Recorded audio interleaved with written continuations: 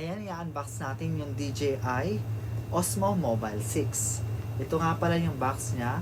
At saka syempre gamit ko na ngayon yung kanyang stabilizer. At ito yung gamit kong mode is yung kapag kung saan ka pupunta ay susundan ka rin niya. Let's unbox the DJI. Kasama siyang pouch. Syempre yung kanyang charger na Type-C. Type-C na rin siya. Siguro mga half meter to. Half meter yung kasama niya.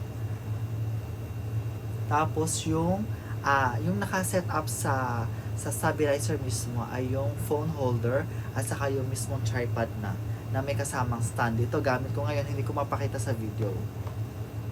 Bale, napakaganda nito dahil nagtingin-tingin din ako sa video ng mga TikTok at saka sa YouTube kung paano siya gamitin. Ito yung gamit ko, yung once na itaas mo lang yung hands mo ay ma-detect yung motion at mag-start yung video at saka syempre magka-follow ka na.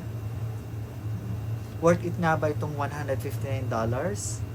Tingin ko naman worth it kasi napakagandang kumuha nito at saka syempre ma-stabilize yung video. Yun lamang.